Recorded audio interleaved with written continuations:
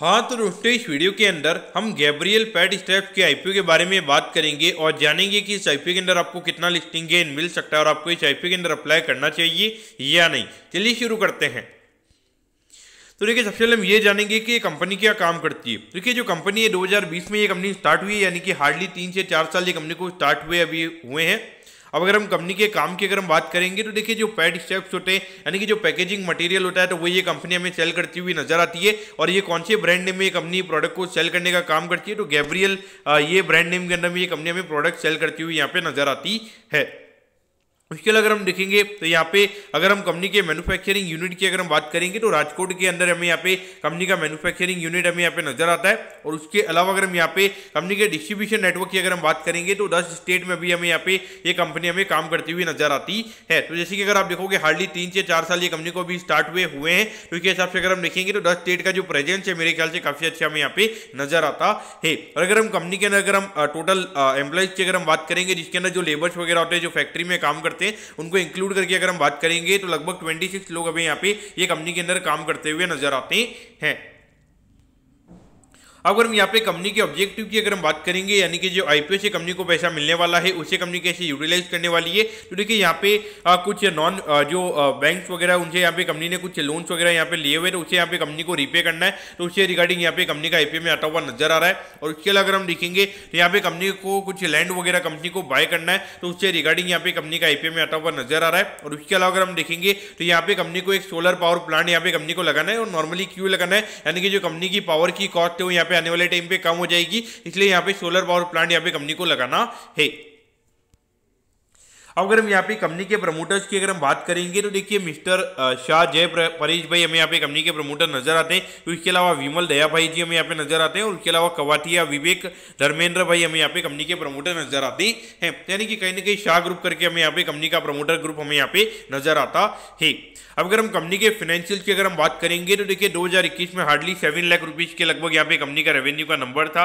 फिर अगर हम देखेंगे तो 2022 में लगभग अच्छा बिजनेस यहाँ पे कंपनी का हुआ है, लगभग 9 करोड़ के लगभग का रेवेन्यू यहाँ पे कंपनी ने किया है। लेकिन 9 करोड़ के रेवेन्यू पे अगर हम कंपनी के प्रॉफिटेबिलिटी की बात करेंगे, यहाँ पे 3 लाख रुपए के लगभग का लॉस यहाँ पे कंपनी ने किया है।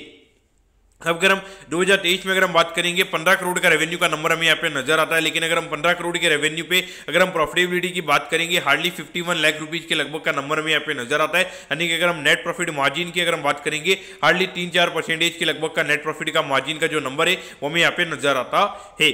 अब अगर हम यहाँ पे कंपनी के 31 अक्टूबर तक के अगर नंबर की अगर हम बात करेंगे, यानी कि लगभग 7 मंथ के नंबर की अगर हम बात करेंगे, तो लगभग 4.5 करोड़ के लगभग का रेवेन्यू का नंबर हमें यहाँ पे नजर आता है। और जिसको अगर हम ईयरली बेसिस पर करेंगे तो लगभग 8-9 करोड़ के लगभग कई रेवेन्यू का नंबर हमें यहाँ पे कंपनी का नजर आता है। यानी कि पिछले साल के कंपेरिजन में यहाँ पे जो कंपनी के रेवेन्यू के नंबर की अगर हम बात करेंगे, हमें थोड़ा नेगेटिव ग्रोथ हमें यहाँ पे कंपनी के रेवेन्यू के नंबर में देखने को मिल सकता है। अगर हम प्रॉफिटेबिलिटी की बात करेंगे, हार्डली 17 लाख रुपए के लगभग का नंबर हमें यहाँ पे नजर आता है। और इसको अगर हम ईयरली बेसिस पे करेंगे तो लगभग 30 लाख रुपीज के लगभग का नंबर हमें यहाँ पे नजर आता है। यानी कि पिछले साल की कंपैरिजन में अराउंड 40% से कंपनी का जो प्रॉफिटेबिलिटी वाला नंबर है वो हमें यहाँ पे गिरता हुआ नजर आ सकता है। लेकिन देखिए, ये नंबर इंप्रूव हो सकता है। अब इंप्रूव कैसे हो सकता है, इसका रीजन ये रहेगा कि अभी जो कंपनी के ऊपर जो डेट वगैरह जो कंपनी ने यहाँ पे ले रखा है, तो डेफिनेटली अगर वो डेट अगर कंपनी का थोड़ा पे हो जाएगा तो वहाँ पे जो इंटरेस्ट कॉस्ट रहेगी वो कहीं ना कहीं कंपनी की बच जाएगी। और वो इंटरेस्ट कॉस्ट वाला जो नंबर रहेगा वो कंपनी के बॉटम लाइन में हमें ऐड होता हुआ नजर आएगा।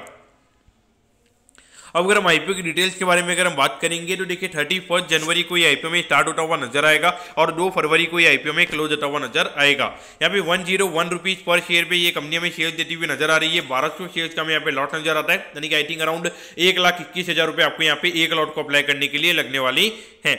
अब अगर हम इश्यूज की अगर हम बात करेंगे तो 8 करोड़ 6 लाख रुपए के लगभग का आईपीओ में यहाँ पे नजर आता है, जिसमें से अगर हम रिटेल कोटा की अगर हम बात करेंगे, लगभग 4 करोड़ के लगभग का रिटेल कोटा में यहाँ पे कंपनी का नजर आता है। यानी कि लगभग अराउंड 50% के लगभग का जो है वो रिटेल कोटा में यहाँ पे कंपनी का नजर आता है। और ये जो कंपनी है, कंपनी हमें बीएसई के एसएमई प्लेटफॉर्म पे ये कंपनी हमें लिस्ट होती हुई नजर आएगी।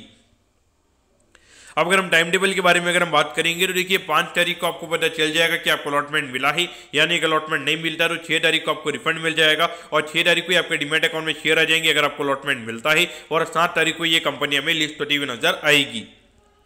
अब एट दी एंड अगर हम यहाँ पे वैल्यूएशन के पैरामीटर्स की अगर हम बात करेंगे तो देखिए लगभग हार्डली 26 करोड़ के मार्केट कैप पे ये कंपनी का आईपीओ में आता हुआ नजर आ रहा है। लेकिन देखिए पिछले साल के अर्निंग के हिसाब से अगर हम बात करेंगे तो लगभग अगर हम देखेंगे तो 50 लाख के लगभग का कंपनी के प्रॉफिट के हिसाब से अगर हम बात करेंगे तो लगभग 52 के पी रेशियो पे ये कंपनी का आईपीओ में आता हुआ नजर आ रहा है। और इस साल अगर हम देखेंगे तो पिछले 7 महीने की अगर हम अर्निंग की अगर हम बात करेंगे तो अर्निंग्स इतनी अच्छी नहीं है। अगर मैं मान के चलता हूँ कि लगभग 30 लाख रुपीज अगर ये कंपनी ये साल में अगर कमाती है तो इसके हिसाब से अगर हम देखेंगे तो लगभग 80 टाइम्स के पी रेशियो पे ये कंपनी का आईपीओ में आता हुआ नजर आ रहा है। वैल्यूएशन वाइज अगर हम देखेंगे वैल्यूएशन वाइज यहाँ पे काफी ज्यादा कॉस्टली है मेरे ख्याल से। देखा जाए फंडामेंटल वाइज अगर हम देखेंगे तो टोटली यहाँ पे अवॉइड करना चाहिए। लेकिन अगर हम देखेंगे आईपीओ साइज की अगर हम बात करेंगे काफी छोटा है, तो जिनको अगर थोड़ा रिस्क अगर लेना यानी कि अगर जो थोड़ा 5-10% का अगर कैपिटल का जो अगर रिस्क ले सकते हैं तो मेरे ख्याल से डेफिनेटली वो इनके लिए यहाँ पे थोड़ा हाईली रिस्की ट्रेड हो सकता है। क्योंकि देखिए 8 करोड़ के लगभग का आईपीओ है और जिसमें अगर हम देखेंगे प्री मार्केट में हार्डली 2.5-3 करोड़ के लगभग का यहाँ पे फ्री फ्लोट हमें यहाँ पे आता हुआ नजर आएगा। तो उसके हिसाब से अगर आप देखोगे